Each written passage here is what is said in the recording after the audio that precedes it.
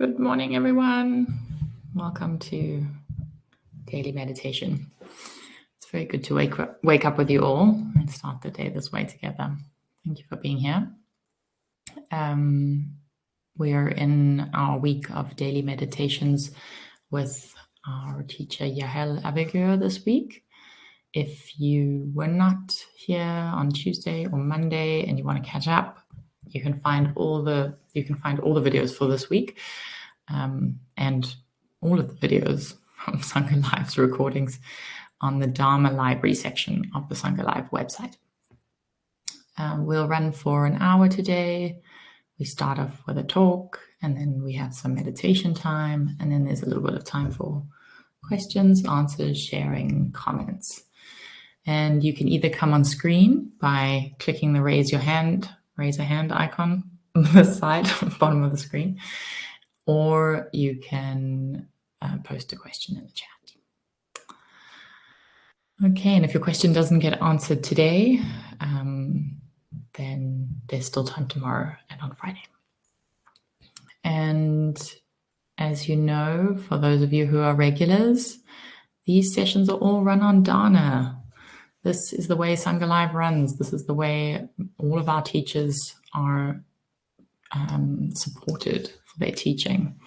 So what that means is you come, you share in community, you share in the wisdom that the teacher offers.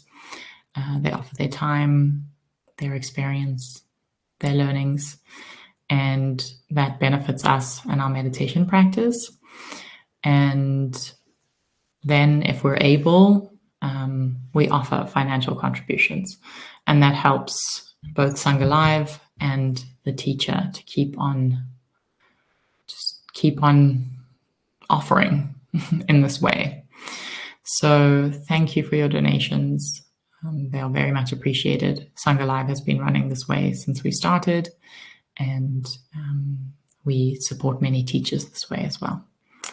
So to donate, you can go to sangha.live/donate, and you can donate up until Friday midnight British time, and then whatever you offer will be shared with Yahel as well.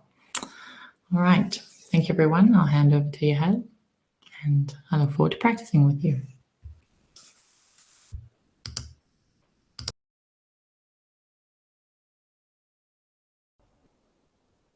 Thank you, Faith.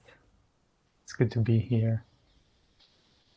And thank you everyone for coming and practicing. I truly feel, and I hope you feel that as well,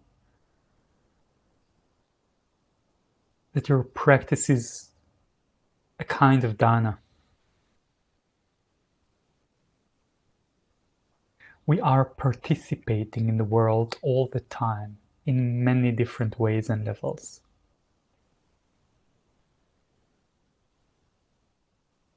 And I don't know if there is a more beautiful thing to expect to or hope for in this life than having a beautiful participation.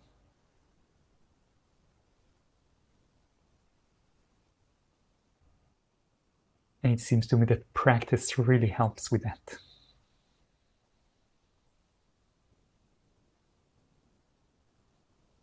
So really from the beginning,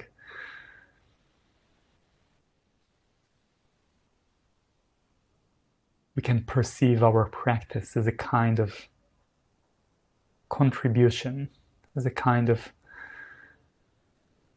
support that we give others, we give the world, as well as ourselves.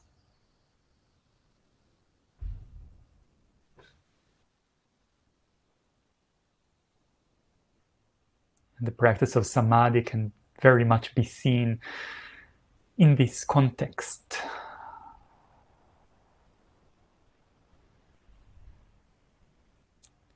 Today I intend to speak a little bit about some more benefits of Samadhi practice, and then go a little bit into some nuances of skill.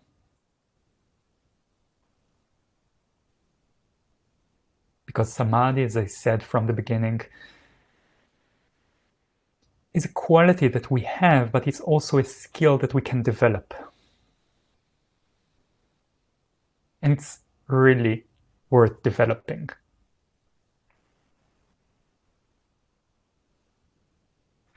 The Buddha said, and I'm reading this quote now from Seeing That Freeze, the fantastic book about emptiness and dependent arising, written by my teacher, Rob Burbea. Just as the river Ganges flowed towards the ocean, sloped towards the ocean, inclines towards the ocean, so too a practitioner who cultivates and develops states of samadhi flows, slopes, and inclines towards nibbana, towards unbinding, or towards awakening, if you wish.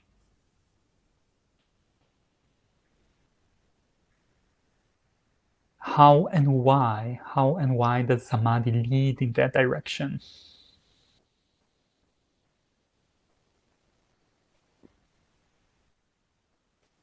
Actually, there are a few answers to it, but I need to begin somewhere. Samadhi gives one the confidence and the resource to let go. If you've been around in Dharma circles, you know about the value of letting go, of pausing to reenact habits, ways of being that are clearly unhelpful for ourselves and others. But often letting go isn't that easy. It sounds like a good idea, but it's often the case, I found for myself and looking at others, that the being doesn't feel like it has enough resources to let go, and then the letting go feels like losing something. As if I will let go of this, I will just drop down and I will have nothing to catch me. There is a reason why I'm attached to this or that. Samadhi gives a kind of alternative nourishment, an alternative gratification that is not so much dependent on this or that habit, on receiving this or that. It's a reliable nourishment that's much more independent. Therefore, it creates a kind of confidence to let go.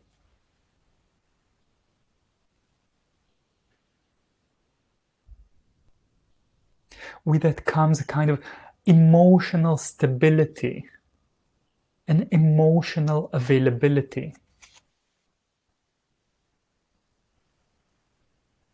Of course, one can practice samadhi in a way that will cut out the emotional world, but it's really not a necessary thing. One can cultivate samadhi in a way that will bring emotional availability, and part of what helps with that is the awareness or the sensitivity to the whole body, because it helps the samadhi to be inclusive, to harmonize and homogenize all the levels of our experience. So they all incline in the direction of resource. And then after our meditation, there is more flexibility and more availability of the being.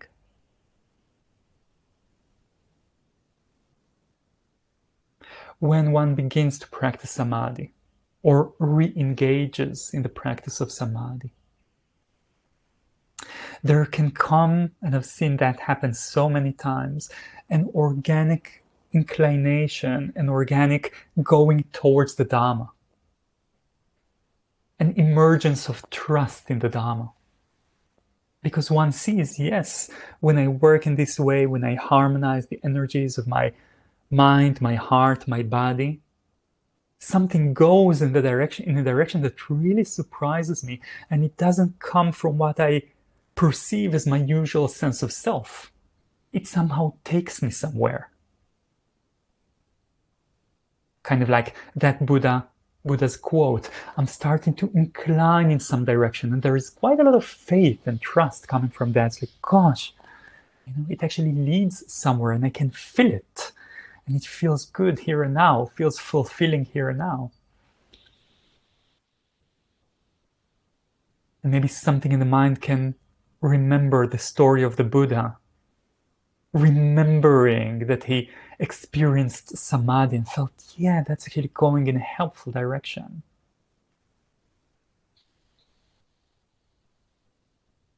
With the steadiness that samadhi brings to the mind, and with the malleability and flexibility it allows for our perception, insight is nearby. Insight into the nature of our minds, into the nature of things, comes from seeing the malleability of perception, that perceptions are made different at different times due to some causes and conditions. And the well-being coming from samadhi is not only a resource, it also allows perception to be malleable. And through that, it allows things to be perceived differently. And then a person understands, yes, the world becomes different, the self becomes different due to different inner and outer actions. One understands karma, how the world is being shaped differently through the actions of one's heart and mind. And it's also a functional understanding. It's not just an understanding of, I see that now, but actually I see that and I know what to do with it. I have a directionality, I have a resource, I have an orientation in it. So really one of the most beautiful skills that one can practice. And it's not that hard. It's not that hard. It's so human, it's so possible. Like any skill, it requires dedication and learning and attunement and going through some difficulties. Of course. But it's so worth it.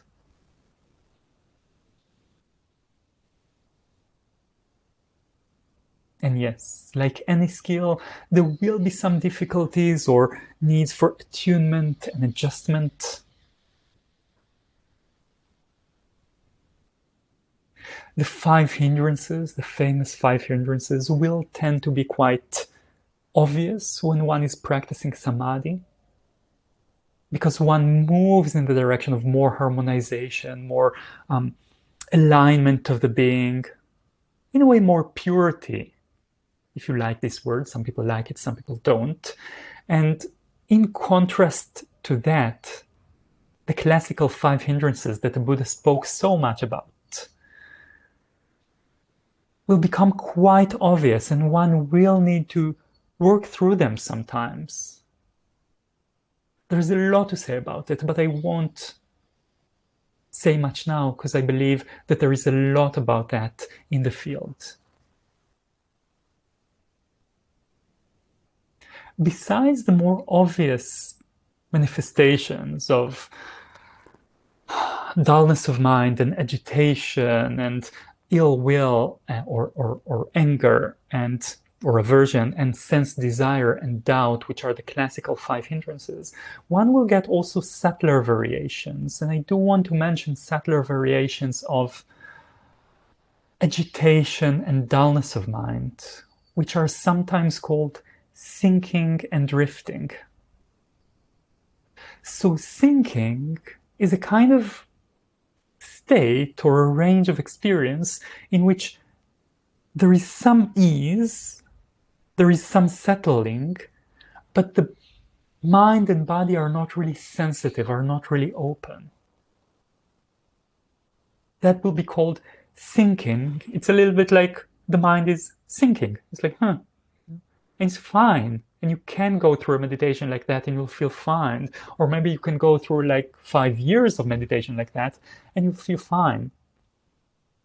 But actually, it's a state of not much aliveness. And there can be this phenomena called drifting, which is a subtle form of restlessness, in which you don't feel extremely restless. You don't want to just jump off the pillow, and the thoughts are not kind of going crazy all over the place. But it's like the mind is going this way and kind of follows that and goes that way and follows that and just kind of throws out thoughts and images, etc.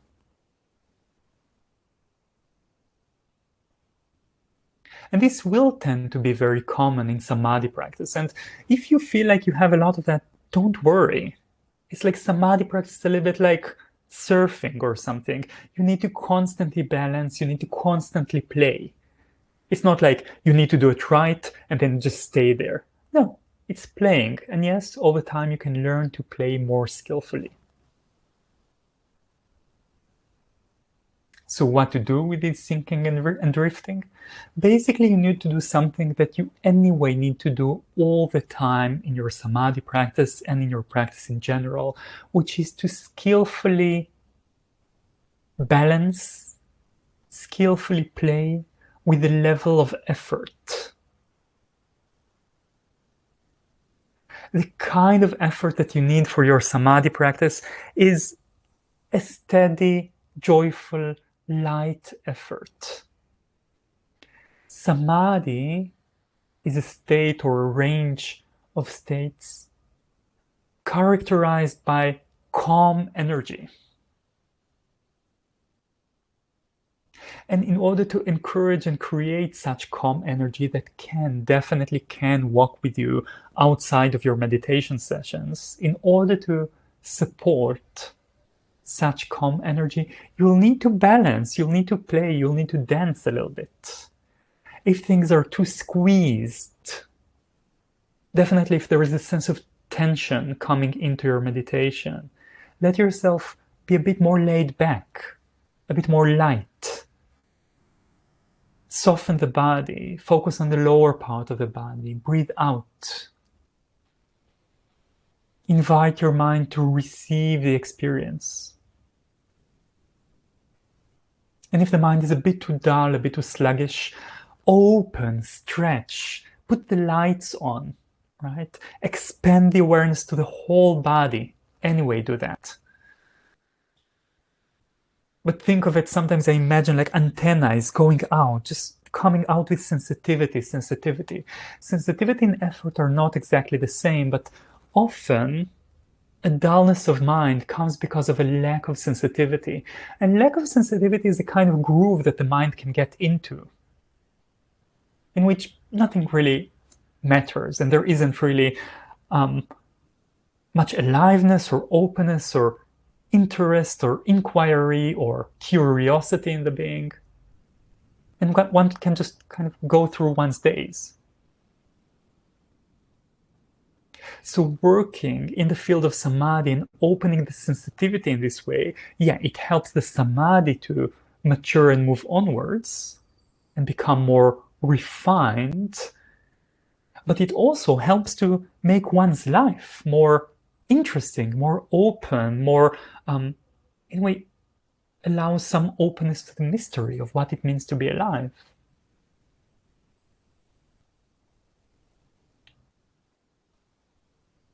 There is so much to say, but I'll hold myself back and let us practice together.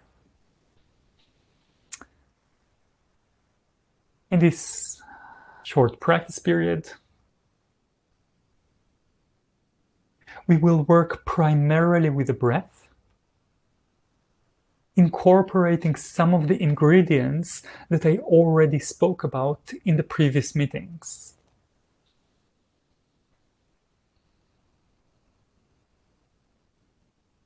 So please find a way to sit, or stand, or walk, or lie down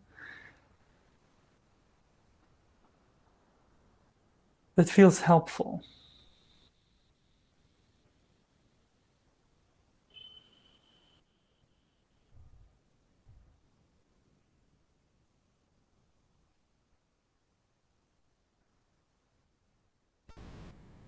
And really take a moment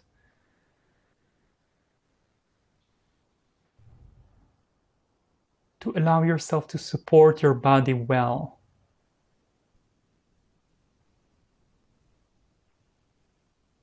You can add some cushions if you need.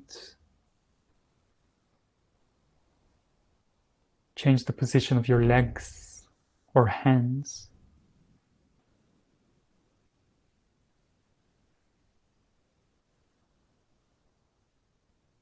Your body will be different every day.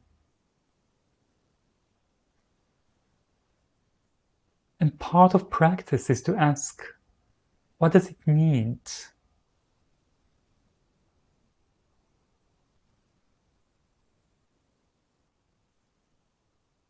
Remembering that it loves to be well rooted, grounded, and to be open and upright.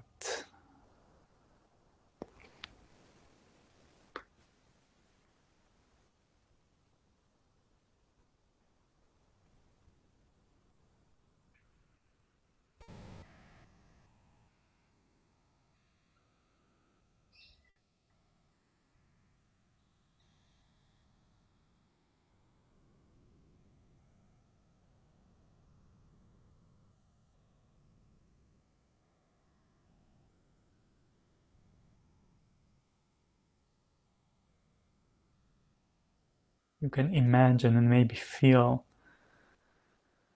the lower part of the body, the pelvis and the legs sinking.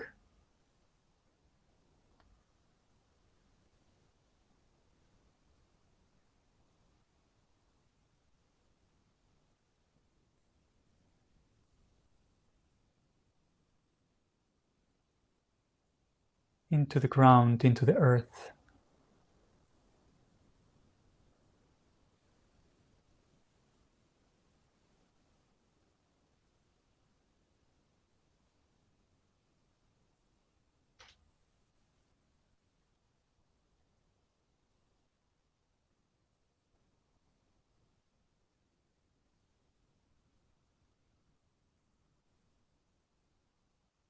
And from these wide, deep roots,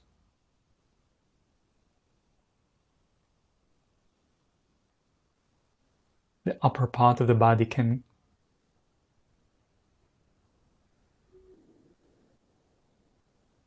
open up naturally.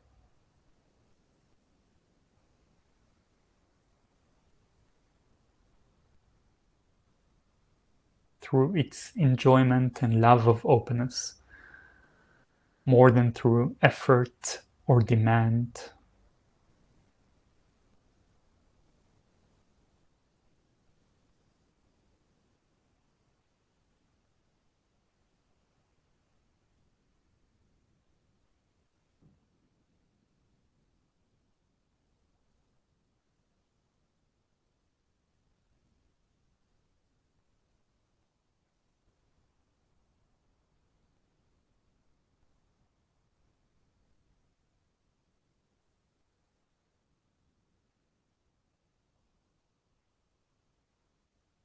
And then you can scan your body from top to bottom.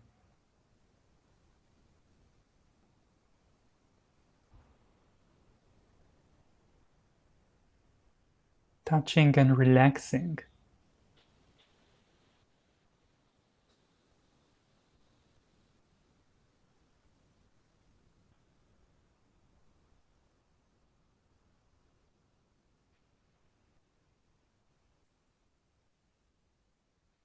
Relaxing all the muscles that are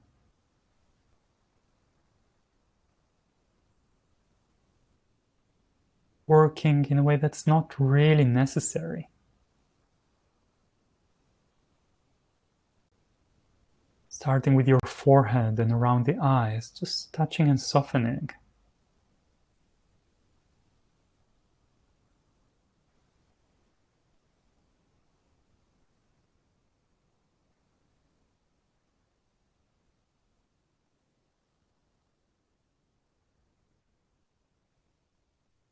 And down the face and the head.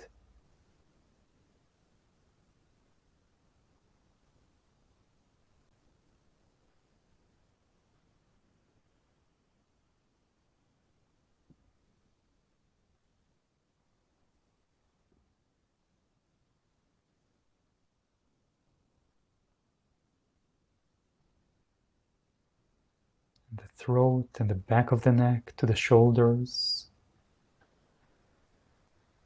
touching and softening, inviting them to find their natural place.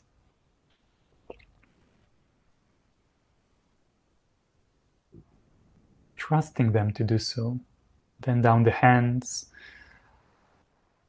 all the way down to the fingertips.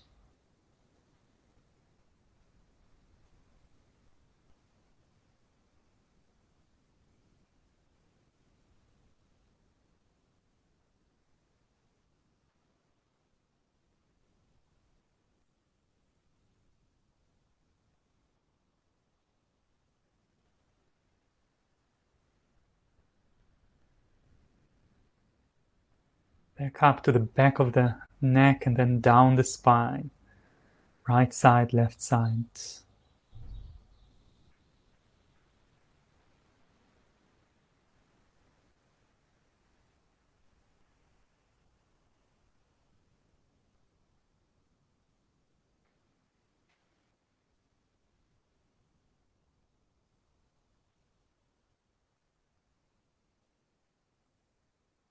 Inviting the muscles around the tailbone to relax, not demanding,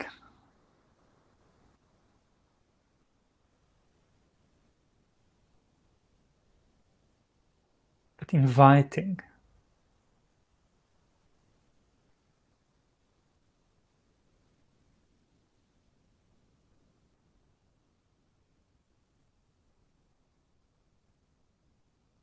Into the pelvis, down the legs, all the way down.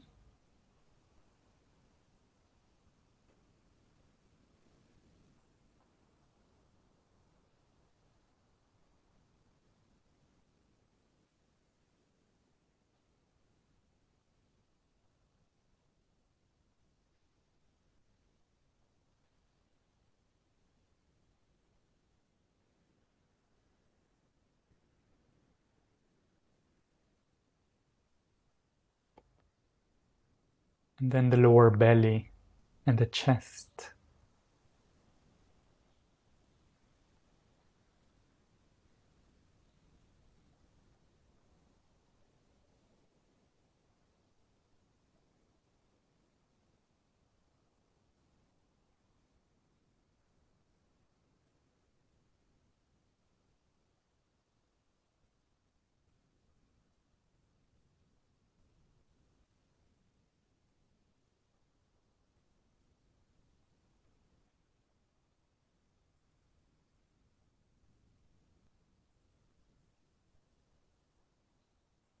Now, after we've introduced our whole body to our awareness and sensitivity, we can invite it to spread in the whole body.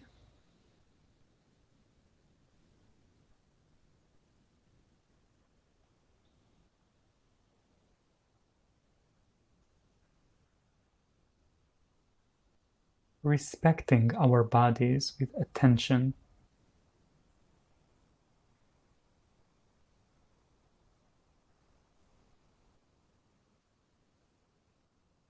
relaxing any demand we may have with regard to how the body should feel.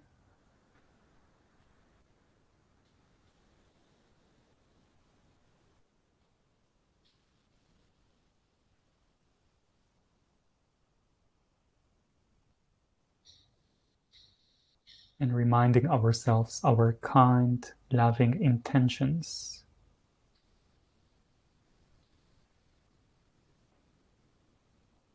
Let those take us deeper into this meditation.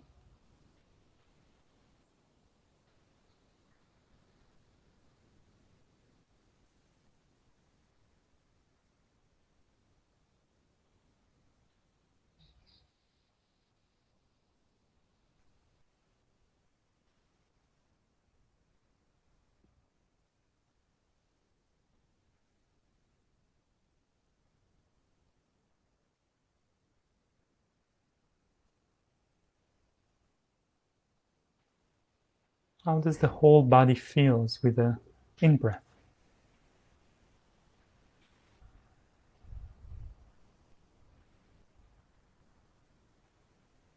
Breathing in, sensitive to the lower part, the back part, as well as the front and the upper part of the body.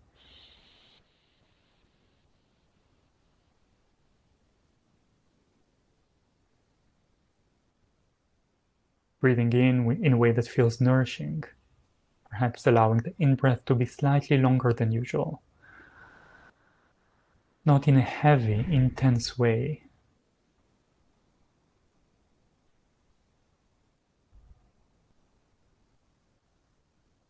Gently inviting the nourishment of air.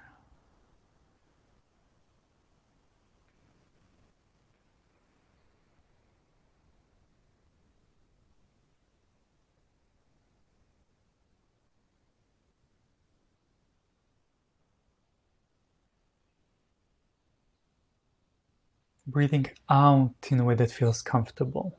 Maybe sensitive to the natural relaxation of the whole body with the out breath.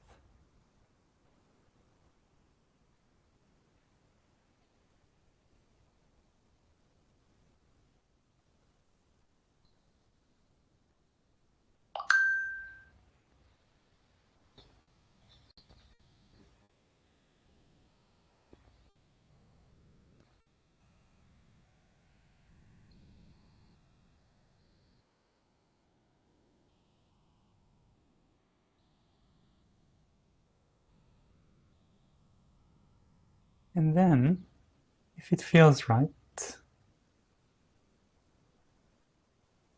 let your attention center itself in the lower belly,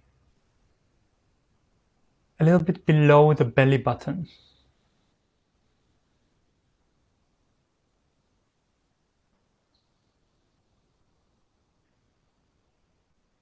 Notice how it feels there when you're breathing in and out.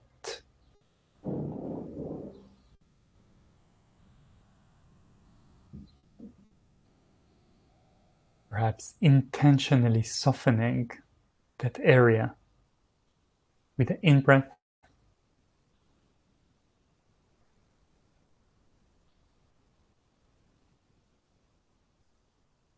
with the out-breath.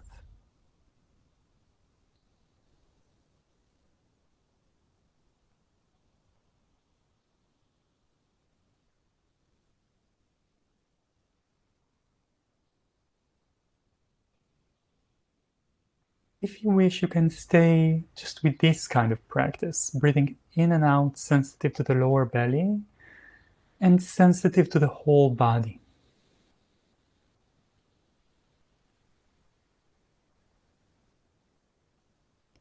And if you're willing to experiment a bit more, you can imagine and feel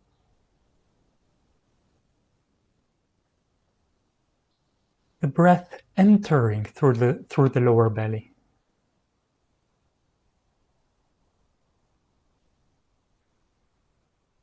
And from this entry point expands to the whole body with the in-breath.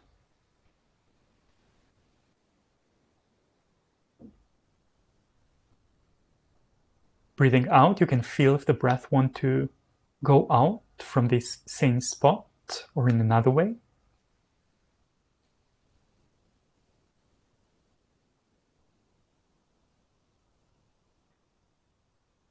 And if it feels okay, keep on breathing in this way, imagining the breath and feeling the breath coming in through the lower belly,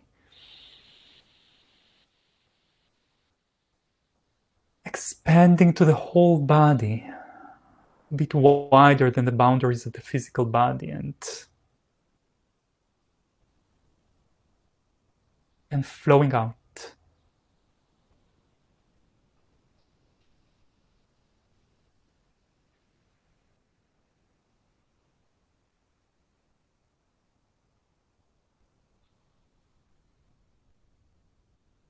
You can check with yourself what kind of breath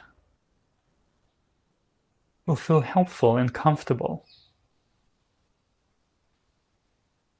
energizing, nourishing, or calming when breathing from there.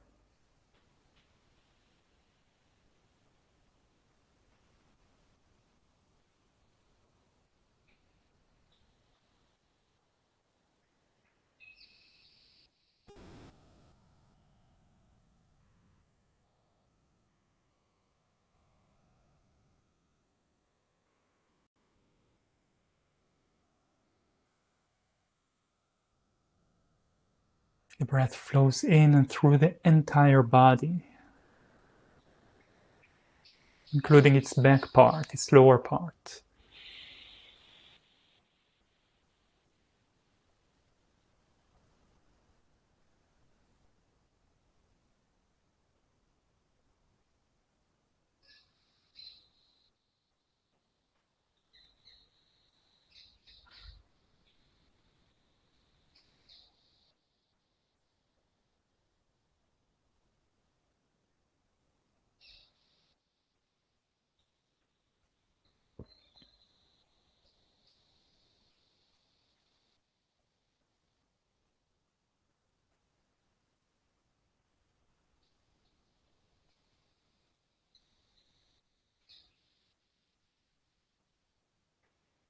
If you wish, you can expand the spot from which you're breathing in to the right side of the lower belly.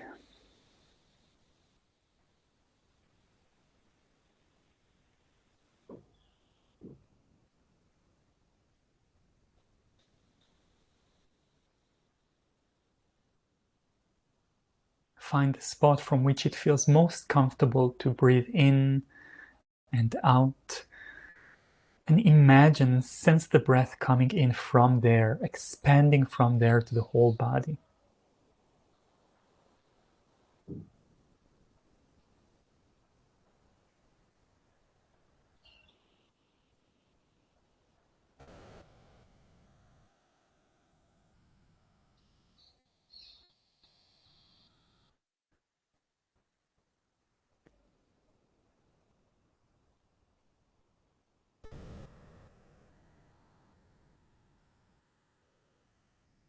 And to the left side of the lower belly.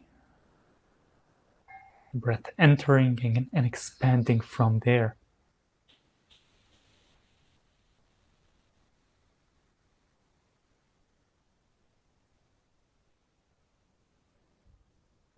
And finding a way to breathe that feels really good right now.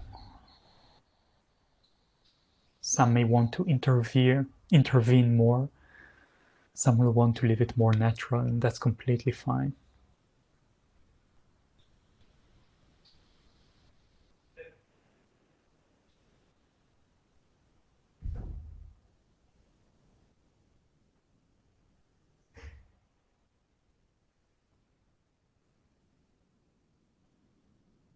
And then you can invite the center of your awareness and sensitivity to move up to the area of the solar plexus, that soft spot between the ribs.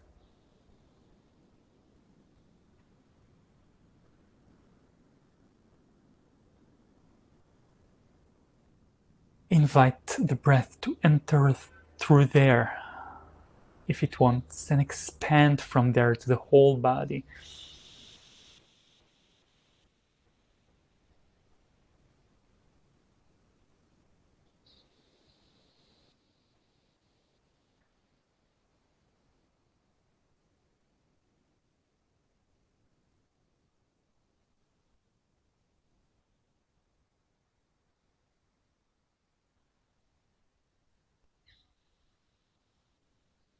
Find a way to breathe that will feel helpful, that will allow you to balance your energies. Breathe in longer. If you want to expand and energize, breathe out longer if you want to calm things down. And experiment with different kinds of breath, expanding from the solar plexus to the whole body.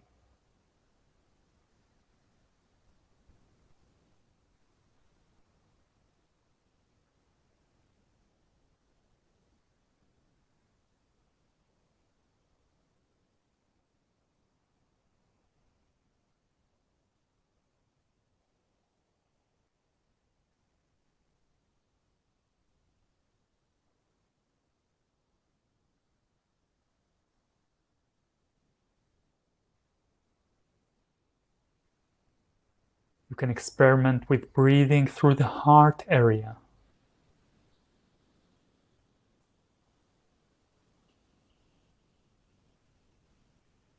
How is it to breathe through and from the heart?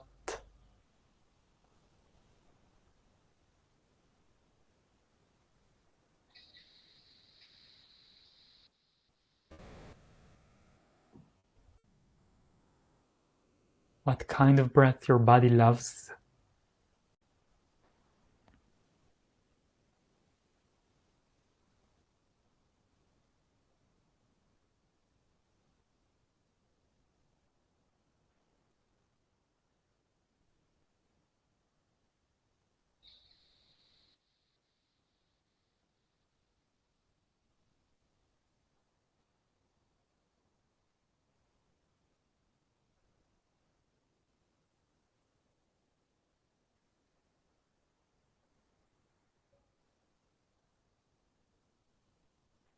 Breathing from through the base of the throat.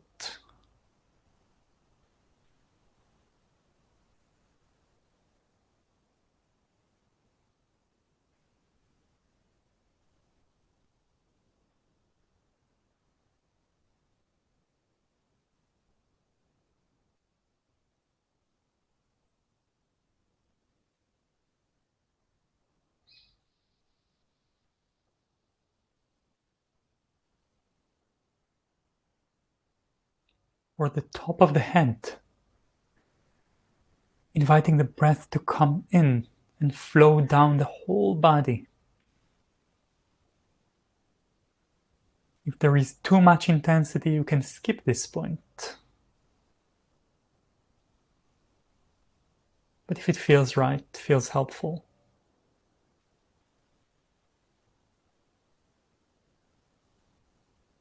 inviting the breath in from there.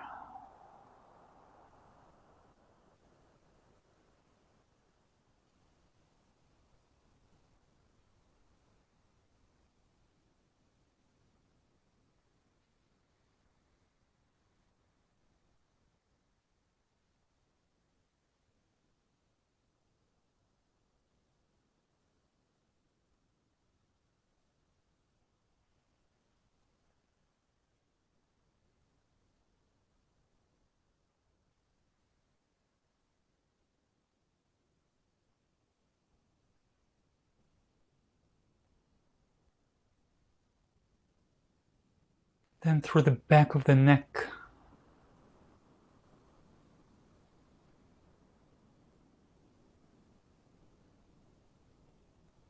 One option will be to feel yourself breathing through the base of the skull. Another one will be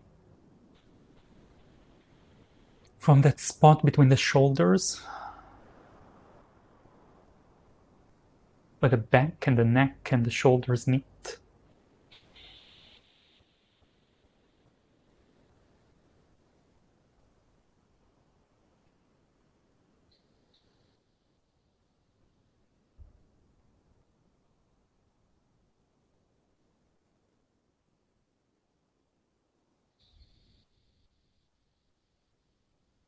Breathing in a way that will invite your whole body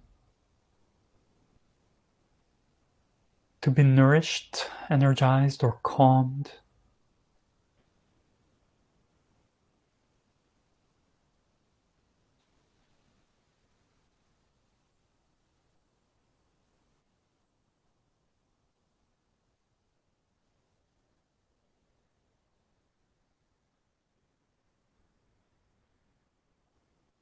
And then traveling down, finding a spot that feels helpful or comfortable for you.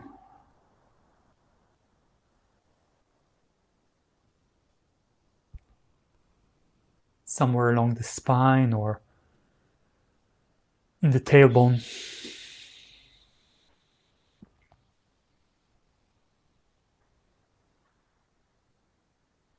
Allowing the breath to come in and expand from there.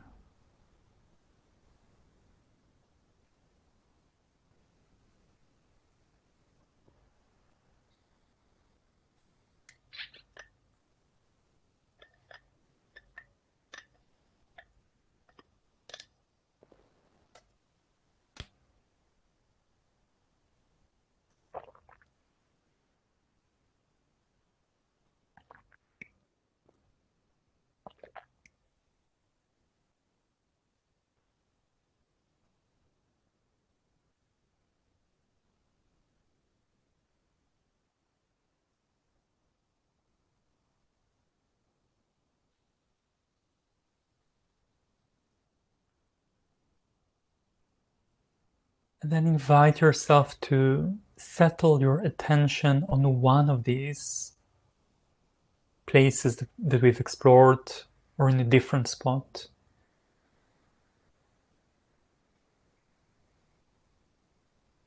And make it a home for your mind, just for a few minutes.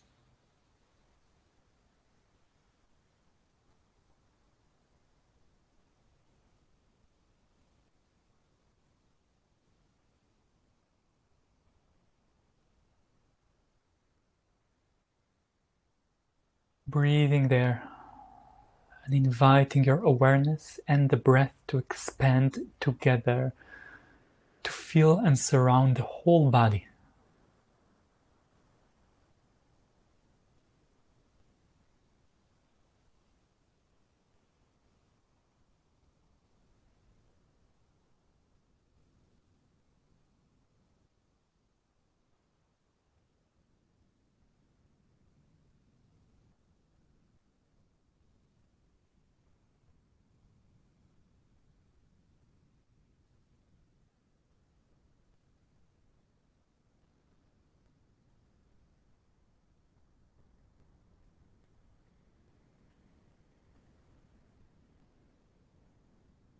Sensitive to the whole body, make yourself especially sensitive to areas that feels nourishing, somewhat pleasant.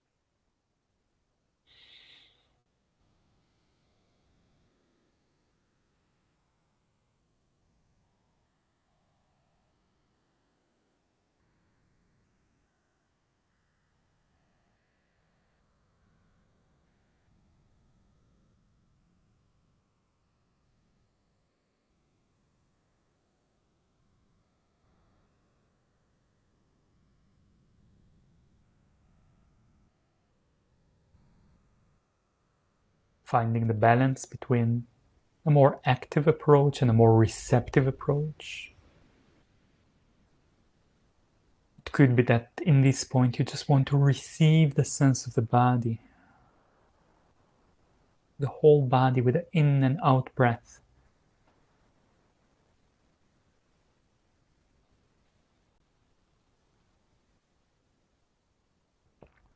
The whole body breathing.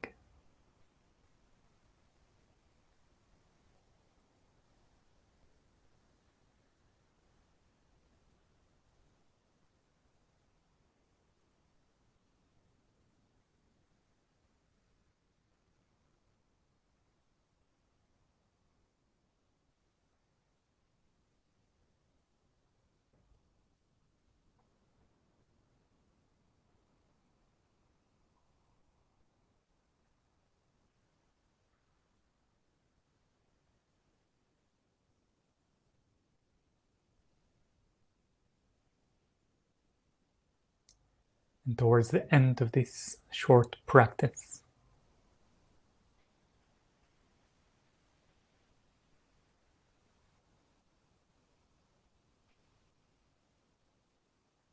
you may let your mind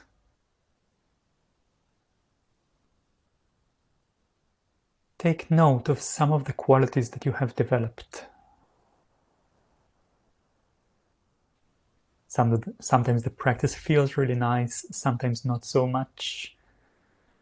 And it's worth considering all that you have developed: the patience, the attunement, improvisation, kindness, trust, and much more.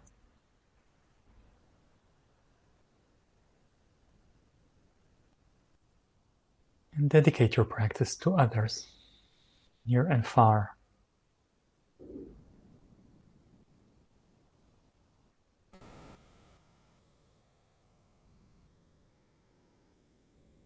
And with this, you can loosen your intention to practice. invite your eyes to open and come back to this shared space.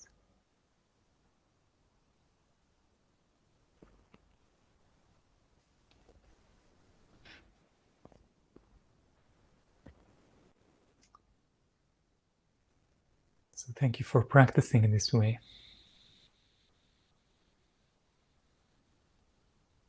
We have now about 10 minutes for questions, reflections, sharings.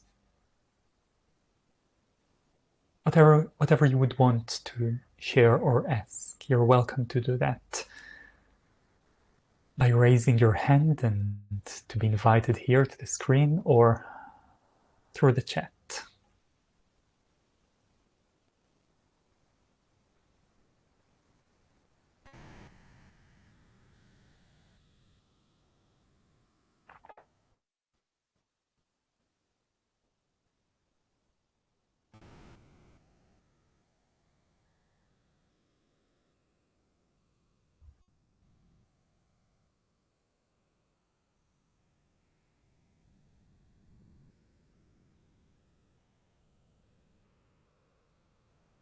As you're waiting or considering if you have something to ask, let your whole body breathe.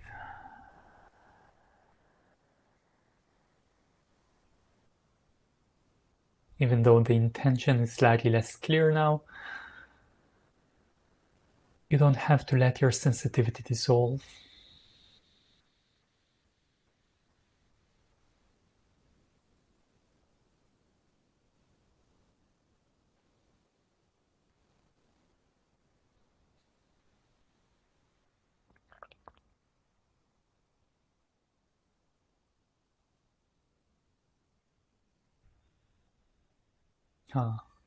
So is there any specific technique to help the attention return or expand to the whole body? So first thing I would say, it's not a habitual thing. And if you would look at the Anapanasati, you will read in the Buddha's instruction that he says, well, breathing out, one is sensitive to breathing out, breathing in, one is sensitive to breathing in, one breathing out, sensitive to breathing out. And then he says one trains himself, or one trains themselves sensitive to the whole body. That line is pretty much a quote from Ajanta Nisaro, quoting the Anapanasati, saying, yeah, it means that it's a training, that it will not come intuitively or naturally.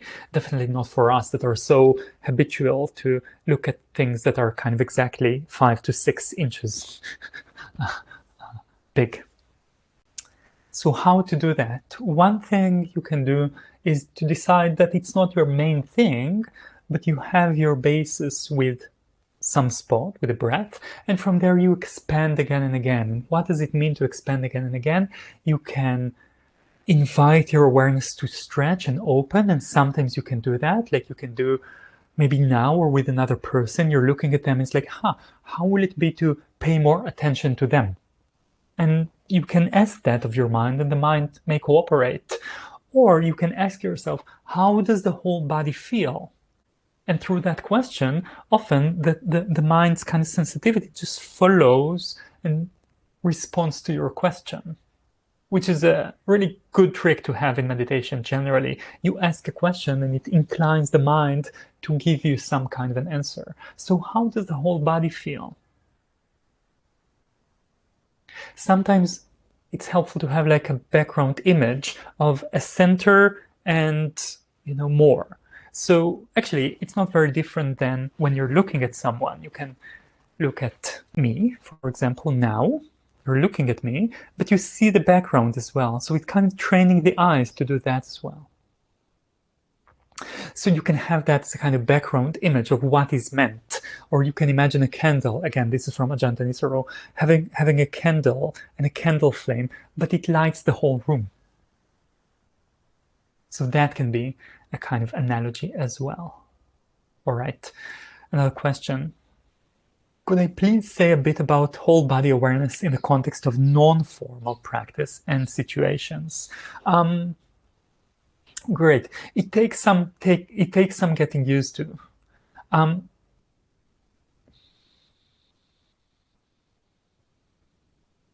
For some, it can be more natural and easy, yes, to find one particular spot that they're placing their attention on and try to keep that for the duration of the whole day, and maybe softening it. Whenever it gains some tension, you soften, right? And then you have that spot in which you have sensitivity to tension and softening, and then around it you can ask yourself, all right, how does the whole body feels in different situations? Now I'll say something that's a bit more general. Think of it as actually three kinds of times. One is formal meditation. Three is when you're doing something mentally demanding, like responding to emails or something. Two are times in which you do have a bit more availability and ease, but you're not in formal meditation. So you're walking around or doing something that's not very demanding mentally. And these are very precious times to develop exactly these skills. Can I be sensitive to the whole body when I walk down the street, when I drive, these kind of things. And just make it an intention. Yes, when I do this, I'm sensitive to the whole body. Some people, like with mindfulness, with simple mindfulness, which, in a way it's just a variation of it, they choose some moments in the day, like when opening a door. Sometimes I would, or at some point I hung out a little bit with people from, I think it was the Gurdjieff tradition, and whenever they opened the door, they had they paused. And it was actually quite inspiring. It's like, every time they pause, and you can see and feel their awareness doing something. So it could be the same. It's like you have this, whenever I reach for a door handle, how does the whole body feel? And also in kind of times that are in between, like walking, etc.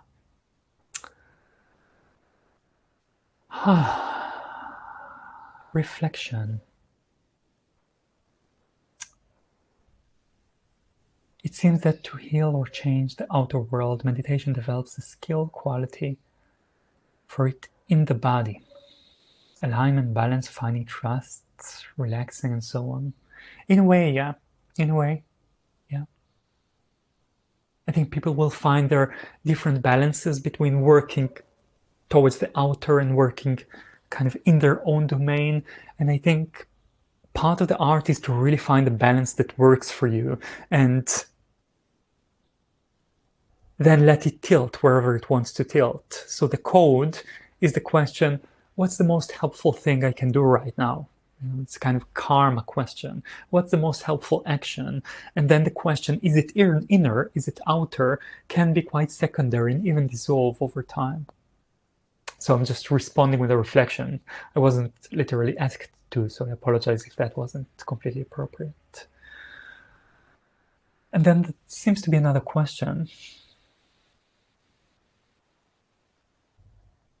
Do you think Vipassana is the most efficient technique by focusing on sensation instead of breathing, or by focusing on both through other techniques? I would need to understand more what you mean when you say Vipassana, when you ask that, because actually it's a word that became, it's used a lot, and maybe rightfully so, but in actually quite different ways. And if you're asking about insight, you can gain quite a significant insight by this kind of breath work and the alternations of perception that it allows, and also the subtle work with actions and the results that happens in the world of the body and the senses. So there is quite a lot of insight coming from there, and also insight into the malleability of perception. But sometimes when people say Vipassana, they mean like a sense of clarity about anicca of things or something like that.